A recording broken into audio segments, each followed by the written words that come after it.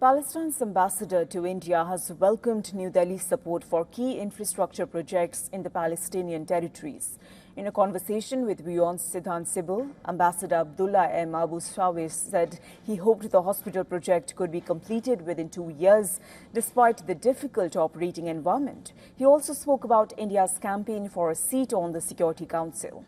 He pointed to India's position as a major economy and a key political power on the global stage. Take a look. When it comes to India Hospital in West Bank, what's the timeline when the infrastructure project can be started? Also, India is supporting in vocational processes and also in limb refitment process. If you can give details about that as well. Regarding the hospital itself, I just mentioned that yesterday they signed or finalized the paperwork, but it depends on how could we implemented it in a very complicated environment in West Bank. Sometimes the roads is completely closed. I hope that within the next 2 years this project will be finished and the patient will be benefited from it. Regarding the other project, which is the vocational training center, I hope that it will be implemented very soon. I did not have the exact timing for it because, again, the circumstance, the environment in the ground there in Palestine, it's not easy.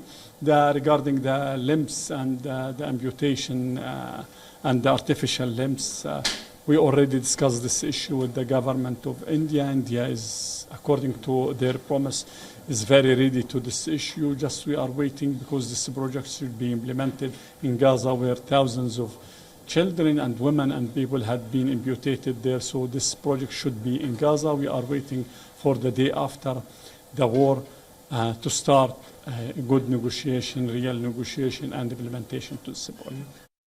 India has been quite vocal when it comes to Palestine issue at the United Nations and United Nations Security Council. Recently, the Indian ambassador to the UN made a statement in Arabic talking about the two-state solution. Now, India is bidding for the non-permanent seat for the UNSC later this decade.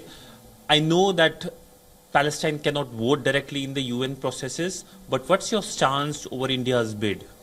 When I was a servant in the United Nations for 8 years, and I'm very honored to say that, when we used to discuss the reform of the United Nations, the reform of the Security Council, we used to say that some of the non-permanent member, one of them, of course, India, is to deserve to have a permanent seat, which means that likewise the other 5 permanent members, India to be one of these countries that have a permanent seat. Regarding to us in Palestine, if someone of our friends, India, is there, not only as a temporary but as a permanent also to have a permanent seat, we will be more than happy. We will be more than satisfied. So that we look forward for India to be elected in the upcoming